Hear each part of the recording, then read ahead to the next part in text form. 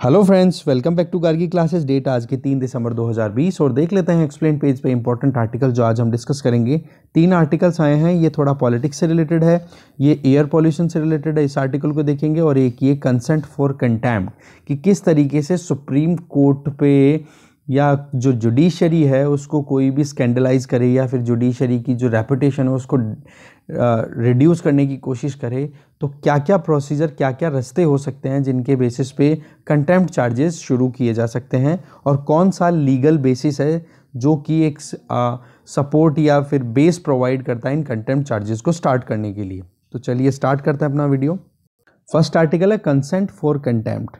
Attorney general of India के वेणुगोपाल ने अभी ट्यूसडे को अपनी कंसेंट, अपनी राजीनामा या अपने हस्ताक्षर दे दिए हैं एक क्रिमिनल कंटेम्प्ट चार्जेस को प्रोसीडिंग को स्टार्ट करने के लिए। एक कॉमिक इलिस्ट्रेटर हैं जिनका नाम है रचिता तनेजा, उनके अगेंस्ट में, क्योंकि उन्होंने जो अपनी कॉमिक्स के बेसिस पे जितना कुछ वो कमेंट करती हैं उसी को आगे अपनी प्रोफेशन को आगे कैरी ऑन करते हुए उन्होंने जुडिशरी को स्कैंडलाइज किया है, जुडिशरी के अगेंस्ट में कुछ बात बोल दी है अपने ट्वीट के थ्रू, ठीक है। और अपने इलिस्ट्रेशंस जो भी उन्होंने कार्टून बनाना होता है उसके बेसिस पे।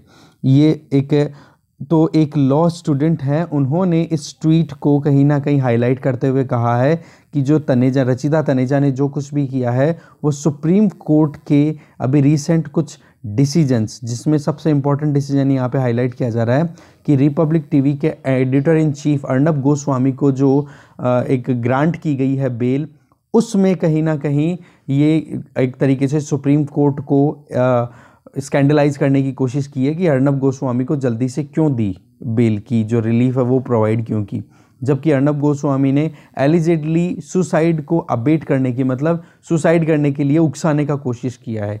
ये चीज़ नोटिस की गई अटॉर्नी जनरल के द्वारा और इसके बेसिस पे ही अटॉर्नी जनरल ने अपनी कंसेंट प्रोवाइड की है इस लॉ स्टूडेंट की पिटीशन को, ठीक है। तो ये चीज़ आपको क्लियर हो गई होगी मुद्दा क्या है।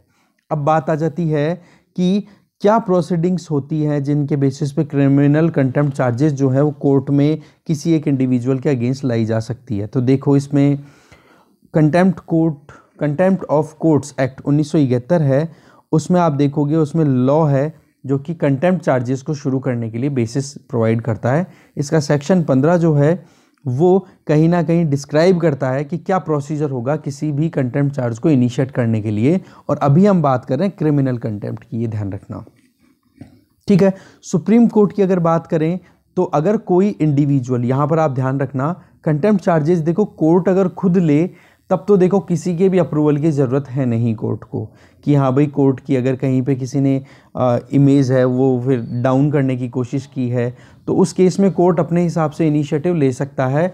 जैसे कि प्रशांत भूषण का जो केस था उसमें सुप्रीम कोर्ट को किसी से कोई अप्रूवल लेने की ज़रूरत नहीं थी। बट यहाँ पर एक लॉ स्टूडेंट ने तनेजा के अगेंस्ट में ये कंटेम्प्ट चार्जेस लगाने की कोशिश की है, तो उस केस में फिर अगर सुप्रीम कोर्ट में कंटेम्प्ट चार्जेस की एप्लीकेशन लग रही है, पिटीशन लग रही है, तो वहाँ पर तो ज़रूरत पड़ेगी अटॉर्नी जनरल की अप्रूवल की। और अगर हाई कोर्ट में ये कंटेम्प्ट चार्जेस के लिए एप्लीकेशन लगती तो वहाँ पर स्टेट के जो एडवोकेट जनरल हैं उनसे अप्रूवल लेने की ज़रूरत पड़ती कि भाई हाई कोर्ट में ये कंटेम्प्ट चार्जेस शुरू करने चाहिए। जबकि जुडिशरी खुद से अगर सुओ मोटो एक्शन ले तो वहाँ पर किसी भी अप्रूवल की ज़रूरत या कंसेंट की ज़रूरत नहीं पड़ती। तो अभी हम बात कर रहे हैं सुप्रीम कोर्ट की, तो अटॉर्नी जनरल ऑफ इंडिया और या फिर सॉलिसिटर जनरल जो कि अटॉर्नी जनरल को असिस्ट करते हैं उनमें से अप्रूवल की ज़रूरत पड़ती है। और हाई कोर्ट के केस में एडवोकेट जनरल के अप्रूवल की ज़रूरत पड़ती है कोई भी क्रिमिनल कंटेम्प्ट चार्जेस को अगर इनिशिएट करना है तो, ठीक है। अब आप देखोगे कोई भी एक इंडिविजुअल अगर ऐसा लेकर के आता है तब ये प्रोसीजर फॉलो किया जाता है, और अगर कोर्ट खुद से अपने हिसाब से काम करना चाहे तो वहाँ पर कंसेंट की ज़रूरत नहीं पड़ती, ठीक है। अब इसमें क्या होता है कि जो भी मोशन लाई जाती है, जैसे मान लो यहाँ पे एक लॉ स्टूडेंट ने ये रेफरेंस किया है, मतलब ये जो पिटीशन लगाई है अपनी या फिर एक रिक्वायरमेंट पूरी करने के लिए रिक्वेस्ट की है कि भाई कंटेम्प्ट चार्जेस शुरू होने चाहिए, तो वो इनिशिएट करने से पहले उनको स्पेसिफाई करना होता है कि किसी इंडिविजुअल के अगेंस्ट में क्या चार्जेस हैं और उनको गिल्टी किस बेसिस पे प्रूव करोगे। तो उनको एक फॉर्म तैयार करना पड़ता है और फिर वो फॉर्म है वो फिर रेस्पेक्टिव डिग्नेटरी या जो इंडिविजुअल है, जो ऑफिसर हैं, जैसे कि अटॉर्नी जनरल सुप्रीम कोर्ट के केस में है, हाई कोर्ट के केस में यहाँ पर एडवोकेट जनरल हैं, उनको वो एप्लीकेशन दी जाती है। फिर वो एप्लीकेशन को स्क्रूटिनाइज किया जाता है कि वाकई में ये जो एलिगेशन है कंटेम्प्ट चार्ज शुरू करने के लिए ये सही है या फिर गलत है। फिर वो अप्रूवल देंगे, फिर उसके बाद में आगे प्रोसीडिंग्स बढ़ेगी। तो बात यह आ जाती है अटॉर्नी जनरल की ग्रांट की ज़रूरत क्यों है। तो इसमें क्या है कि एक इंडिविजुअल अगर कंटेम्प्ट चार्जेस के लिए रिक्वायरमेंट को अगर सीधा कोर्ट तक पहुंचाए तो एक तरीके से आप देख सकते हो एक नंबर ऑफ केसेस बहुत ज़्यादा हो जाएंगे। ठीक है, फ्रीविलास पिटिशन बोल दिया जाएगा, मतलब बहुत सारे केसेस एक साथ। आपको ठीक नहीं लगा किसी का बोलना सरकार के खिलाफ, आप पहुंच गए। आपको ठीक नहीं लगा कोर्ट के खिलाफ किसी ने बोल दिया तो आप पहुंच गए, मैं पहुंच गया। तो एक एक इंडिविजुअल डायरेक्ट अगर कोर्ट को अप्रोच कर देगा तो भाई जुडिशरी का टाइम तो बहुत ही ज़्यादा इंपॉर्टेंट है। और टाइम जो है जुडिशरी का अगर इन फ्रीविलास पिटिशंस को एंटरटेन करने में लग गया तो फिर केस तो बैकलॉग्स तो ऑलरेडी बहुत सारी हैं। तो इस फ्रीविलास या हम कह सकते हैं ये जो पिटिशन के नंबर्स हैं ज़्यादा ना हो, इनको कंट्रोल करने के लिए एक फिल्टर का काम करते हैं ये अटॉर्नी जनरल और एडवोकेट जनरल्स। ठीक है, तो इस तरीके से जुडिशरी पे बर्डन ज़्यादा ना बढ़े इन फ्रीविलास पिटिशंस की बेसिस पे। ठीक है, फिर बात आ जाती है अटॉर्नी जनरल की कंसेंट क्या मैंडेटरी है अगर कंटेम्प्ट चार्जेस कोर्ट के केसेस में शुरू किए जाए तो यहाँ पर पॉइंट मैंने आपको बताया कि कोई सिटीजन अगर चाहता है कि कंटेम्प्ट चार्जेस को इनिशिएट किया जाए किसी दूसरे इंडिविजुअल के अगेंस्ट में, तब अटॉर्नी जनरल की अप्रूवल की ज़रूरत है। वो कंप्लेंट उनको देगा, फिर अटॉर्नी जनरल जो है वो अटेंशन पे करेगा कि वाकई में इसको कोर्ट तक पहुंचना चाहिए या नहीं पहुंचना चाहिए। और अगर कोर्ट खुद से इनिशिएट करे कंटेम्प्ट चार्जेस को तो उस केस में कोई अप्रूवल की ज़रूरत नहीं है, जैसे कि प्रशांत भूषण का केस मैंने आपको बताया पहले ही। ठीक है, तो इस तरीके से आप देखोगे क्योंकि कोर्ट के पास में ये जो कंटेम्प्ट चार्जेस को एक्सरसाइज करने की पावर है दैट इज़ इनहेरेंट, क्योंकि उनके पास में आर्टिकल 129 के अंडर में भी अप्रूवल दिया हुआ है। तो ये जो लॉ बनाया हुआ है कंटेम्प्ट चार्जेस वाला केस 1971 वाला, उसमें भी जुडिशरी को अपर हैंड प्रोवाइड किया हुआ है। तो कॉन्स्टिट्यूशनल पावर्स भी हैं, वो भी कहीं ना कहीं आप देख सकते हो जुडिशरी को अपर हैंड देती हैं। तो कोई भी वजह से अटॉर्नी जनरल की डिक्लाइन करे या फिर ग्रांट करे कंसेंट, उसकी ज़्यादा कोई हेडेक वाली चीज़ रहती नहीं है। क्योंकि प्रशांत भूषण का जो केस था ना, उसमें हमारे जो अटॉर्नी जनरल है उन्होंने अपनी कंसेंट देने से मना कर दिया था, या फिर उन्होंने ऑब्जेक्ट किया था कि भाई आप प्रशांत भूषण के अगेंस्ट में क्यों जा रहे हो। पर जबकि बात ये आई थी कि अभी फ़िलहाल जो भी कुछ भी अगर जुडिशरी सुओ मोटो केस ले लेती है तो उस केस में आपका मतलब अटॉर्नी जनरल का कोई से नहीं रहता। ठीक है, तो ये वाली बात यहाँ पे आप देख सकते हो। ठीक है, तो इस तरीके से हम देख सकते हैं सुओ मोटो केस के अंदर कोई ज़रूरत नहीं है, और वैसे अगर इंडिविजुअल कोई लगाना चाहे तो लगा सकता है। फिर इंपॉर्टेंट बात आ जाती है कि अगर अटॉर्नी जनरल डिनाई कर दे कंसेंट का तो देखो इसमें सिंपल सी बात है, अगर एक बाहर से कोई इंडिविजुअल अप्लाई करना चाह रहा है इस पिटिशन को और इंडिविजुअल की इस पिटिशन को डिस्कार्ड कर दिया जाए, कंसेंट ना दी जाए अटॉर्नी जनरल की, तो वो कोर्ट में एंटरटेन नहीं होगी। और सीधी सी बात है एंटरटेन कब होगी, जब अटॉर्नी जनरल अप्रूवल दे देंगे। ठीक है, ऐसे बहुत से केसेस हैं। अब यहाँ पर इंपॉर्टेंट चीज़ आ जाती है कि जो कॉग्निजेंस में लेता है सुओ मोटो, वो सारी चीज़ें कहाँ पर मिलती हैं। तो आर्टिकल 129 जो है वो सीधा सा स्टेट क्या करता है कि the supreme court shall be a court of record and shall have all the powers of such a court including the power to punish for contempt of itself. देखो एक तो दो स्टेटमेंट यहाँ पे निकल के आ रहे हैं, एक तो कोर्ट ऑफ रिकॉर्ड्स, ठीक है, और दूसरा पनिश कर सकता है अगर सुप्रीम कोर्ट के अगेंस्ट में कोई जाकर के कोई बोलेगा तो। ठीक है, अपनी डिग्निटी को प्रोटेक्ट करने के लिए सुप्रीम कोर्ट जुडिशरी कोई भी पनिशमेंट दे सकती है, ये आर्टिकल 129 में लिखा हुआ है। तो इस चीज़ से हमें क्लियर होता है कि जुडिशरी के पास में अपनी खुद की पावर्स अवेलेबल हैं और सुप्रीम कोर्ट जिसमें सबसे सुपीरियर है ही। फिर बात आ जाती है कि जब एक बार कंसेंट दे दे तो फिर क्या होता है। तो कंसेंट देने के बाद में फिर कोर्ट जो है वो कंटेम्प्ट चार्जेस को चेक करता है कि वाकई में किसी इंडिविजुअल के अगेंस्ट में पर्सनल एक्शन लिए जाने चाहिए या नहीं लिए जाने चाहिए।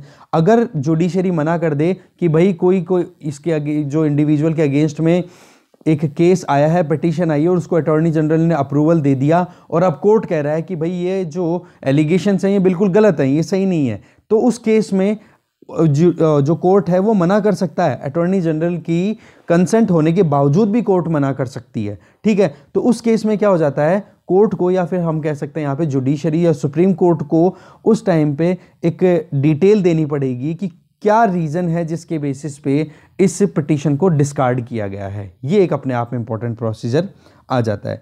और अगर कोर्ट सेटिस्फाई हो जाता है कि हाँ वाकई में जो एलिगेशंस हैं इस पर्टिकुलर कंटेम्नर के अगेंस्ट में, तो वो फिर बाद में आगे अपने हिसाब से प्रोसीडिंग्स वो कर सकते हैं, और जो भी रीजनेबल लगे उनको, तो प्रॉपर्टी का अटैचमेंट भी किया जा सकता है, मतलब प्रॉपर्टी को भी सीज किया जा सकता है, या फिर जो भी वैल्यू ठीक लगे उस हिसाब से वो आगे प्रोसीडिंग्स को कैरी ऑन कर सकते हैं, ठीक है। फिर इसके अलावा अगर हम देखें, जो कंटेम्नर जो है उसको फिर एक एफिडेविट फाइल करना होता है। जैसे ही जुडिशरी ये एक्सेप्ट कर लेना कि हाँ वाकई में एलिगेशंस ठीक है, तो फिर कंटेम्नर मतलब जिस इंडिविजुअल के अगेंस्ट में जो कंटेम्प्ट चार्जेस शुरू हुए हैं उस इंडिविजुअल को एक एफिडेविट देना पड़ेगा अपने खुद के डिफेंस में कि भाई मैंने जो कुछ भी कहा है इसके पीछे ये मेरे पास में एविडेंसेस अवेलेबल हैं। और फिर उसके बाद में प्रोसीडिंग शुरू होती है, और उसमें आप देखोगे नेचुरल जस्टिस के बेसिस पे काम होता है। नेचुरल जस्टिस होती है, एक तो देखो CRPC क्रिमिनल, जो CRPC क्रिमिनल वाला जो केस अपन देख, क्रिमिनल प्रोसीजर कोड,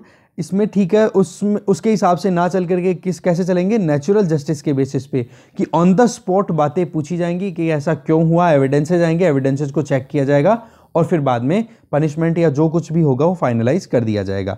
अच्छा, इसमें एक बात बड़ी इंपॉर्टेंट होती है कि ऐसे केसेस को सुनने के लिए कम से कम दो जजेस की बेंच होनी चाहिए। सिंगल जज की जो बेंच है वो इसके लिए एलिजिबल नहीं होती है। और फिर उसके बाद में आप देखते हो एविडेंसेस के बेसिस पे चेक करते हैं एफिडेविट को, फिर अप्रोप्रिएट ऑर्डर्स पास किए जाते हैं। तो इस तरीके से ये हमने देखा कि किस तरीके से कंटेम्प्ट प्रोसीडिंग्स होती हैं और क्या पूरा प्रोविज़न होता है इसमें, ठीक है। नेक्स्ट आर्टिकल देखते हैं। नेक्स्ट आर्टिकल है in UK examining world's first foul air death. Foul air यहाँ पे इसलिए बोल रहे हैं क्योंकि हमें जो हवा मिलनी चाहिए, जो हमें आर्टिकल 21 इंडियन कॉन्स्टिट्यूशन की बात करें, राइट टू लाइफ, जिसमें right to breathe a healthy air या फिर क्लीन एयर की बात करें, टॉक्सिक एयर को अवॉइड करना, वो चीज़ें मिलना अपने आप में बहुत इंपॉर्टेंट हो जाती है। केस क्या है पहले वो जान लो आप।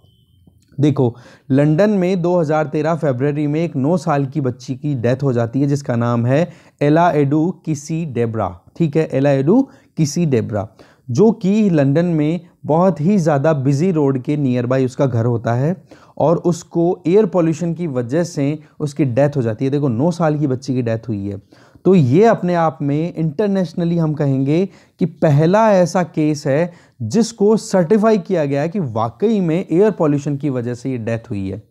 इलनेस, अस्थमा के इसके स्ट्रोक्स आए थे, ये डिटेल हमारे काम की नहीं है। फिर ये डिटेल जो है ये भी हमारे काम की नहीं है, बट इसकी फैमिली ने, एला की फैमिली ने लगातार कोशिश की कि कैसे भी करके हमारी बेटी की जो डेथ हुई है वो एयर पोल्यूशन से हुई है और इसका कुछ ना कुछ कॉम्पनसेशन प्रोवाइड करने की ज़रूरत है।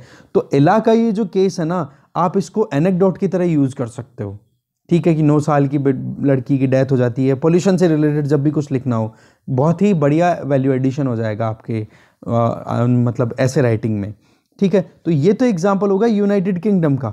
अब उसकी फैमिली लगातार पिटिशन पे पिटिशन लगाई जा रही है और वहाँ पर जब देखा गया तो European convention on human rights का जो आर्टिकल 2 है उसके बेसिस पे फिर यूके की अथॉरिटीज़ ने कहा कि राइट टू लाइफ जो है ना वो इस बच्ची को नहीं प्रोवाइड किया गया, जहाँ पर क्लीन एयर प्रोवाइड करना बहुत इंपॉर्टेंट सेगमेंट बनता है, ठीक है। इसी तरीके से हम देख सकते हैं कि इंडिया में भी दिल्ली को इंक्लूड करते हुए बहुत और भी बड़ी सिटीज़ हैं, वहाँ पर भी ये प्रॉब्लम लगातार बनी हुई है। तो हमें भी इस चीज़ पर ध्यान देने की ज़रूरत है। ये तो चलो एला जो है वो तो लंदन में रहती थी और उस पर उनकी जो डेथ हुई वो एयर पॉल्यूशन की वजह से हुई है, तो वही प्रॉब्लम इंडिया में भी बहुत ज़्यादा प्रेवलेंट है। राइट टू लाइफ जो हमारे आर्टिकल 21 में दिया हुआ है, तो वहाँ पर right to breathe clean air है, वो भी उसी का एक पार्ट है। टॉक्सिक एयर की वजह से लगभग हर साल पूरे विश्व में 7 मिलियन प्रीमैच्योर डेथ्स होती हैं। आप देखोगे लगभग 5 लाख बच्चों की 5 साल की उम्र गेन करने से पहले ही डेथ हो जाती है एयर पॉल्यूशन की वजह से।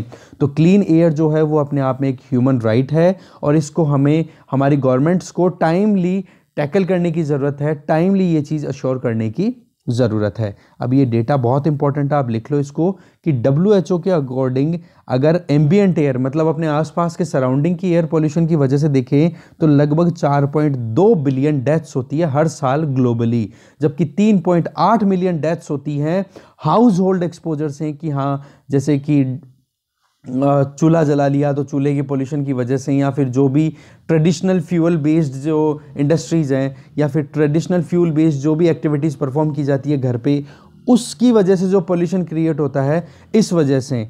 तो आप देख सकते हो कितना ज़्यादा लाइफ का लॉस होता चला जा रहा है। इसी तरीके से आगे बता रहे हैं इस आर्टिकल में कि 91% वर्ल्ड की पॉपुलेशन की अगर बात करें तो वो पुअर एयर क्वालिटी वाले रीजन्स में रहती है। और WHO जो रिकमेंडेशन देता है कि एयर पोल्यूशन इस लेवल से कम होना चाहिए या फिर इतना एयर क्वालिटी ये होनी चाहिए, उससे भी बुरे हाल में लगभग दुनिया की 91% पॉपुलेशन रहती है। आप देख लो, आप और मैं भी इन्हीं में से हैं एक। ठीक है, तो यहाँ पर हमें इस चीज़ पर ध्यान देने की ज़रूरत है। और क्लाइमेट चेंज, एनवायरनमेंट, ये सारे इश्यूज़ हैं ही। बाकी एयर पोल्यूशन का सारा अपन ने देख ही लिया, दैट्स इट। और एयर पोल्यूशन की अगर बात करें तो ये साइलेंट किलर की तरह निकल के आ रहा है, और लगभग 90% वर्ल्ड के जितने चिल्ड्रंस हैं उनमें से 90% तो टॉक्सिक एयर को इनहेल कर रहे हैं एवरी डे। तो इस तरीके से पता नहीं कितने बच्चे मर रहे हैं, कितने बच्चों की परेशानियां हो रही हैं। डेटा हमने यहाँ पे देख ही लिया था, ये वाला भी आप नोट डाउन कर सकते हो, बड़ा काम का डेटा है। ठीक है, इस तरीके से ये डिस्कशन भी अपना यहीं खत्म होता है। Thank you very much for watching this video.